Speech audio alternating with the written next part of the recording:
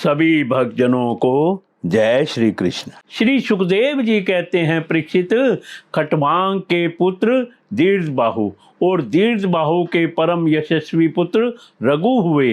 रघु के अज और अज के पुत्र महाराज दशरथ हुए। देवताओं की प्रार्थना से साक्षात परम ब्रह्म परमात्मा भगवान श्री हरि ही अपने अंशांश से 4 रूप धारण करके राजा दशरथ के पुत्र हुए। उनके नाम थे राम, लक्ष्मण, भरत और शत्रुघ्न।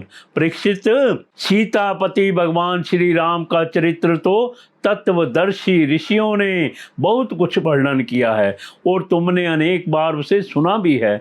भगवान श्री राम ने अपने पिता राजा दशरथ के सत्य की रक्षा के लिए राजपाट छोड़ दिया और वे वन वन में फिरते रहे। उनके चरण कमल इतने सुकुमार थे कि परम सुकुमारी श्री जानकी जी के कर कमलों का स्पर्श भी उनसे सहन नहीं होता था। वे ही चरण जब वन में चलते चलते थक जाते, तब हनुमान और लक्ष्मण उन्हें दबा दबा कर उनकी थकावट मिटाते।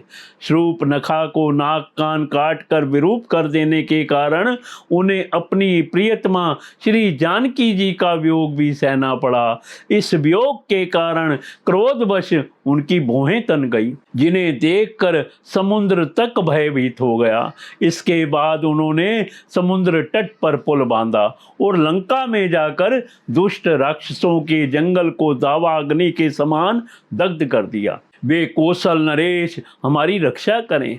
भगवान श्री राम ने विश्वामित्र के यज्ञ में लक्ष्मण के सामने ही मारीच आदि राक्षसों को मार डाला। वे सब बड़े बड़े राक्षसों की गिनती में थे।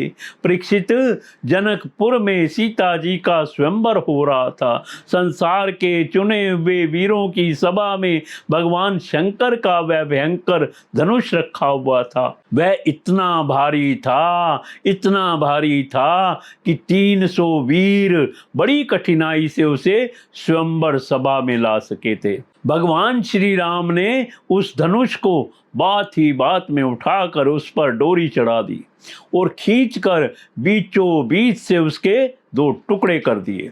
ठीक वैसे ही जैसे हाथी का बच्चा खेलते खेलते ईर्ख तोड़ डाले।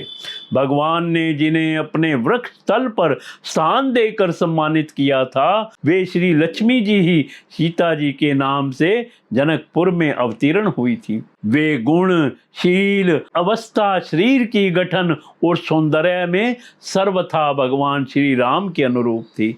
भगवान ने धनुष तोड़कर उन्हें प्राप्त कर लिया। अयोध्या को लौटते समय मार्ग में उन परशुराम जी से भेंट हुई, जिन्होंने 21 बार पृथ्वी को राजवंश के बीच से भी रहित कर दिया था। भगवान ने उनके बढ़े हुए गर्व को नष्ट कर दिया। इसके बाद पिता के वचन को सत्य करने के लिए उन्होंने वनवास स्वीकार किया। यद्यपि महाराज दशरथ ने अपनी पत्नी के अधीन होकर ही उसे वैसा वचन दिया था, फिर भी वे सत्य के बंधन में बंध गए थे। इसलिए भगवान ने अपने पिता की आज्ञा शिरोधार्य की।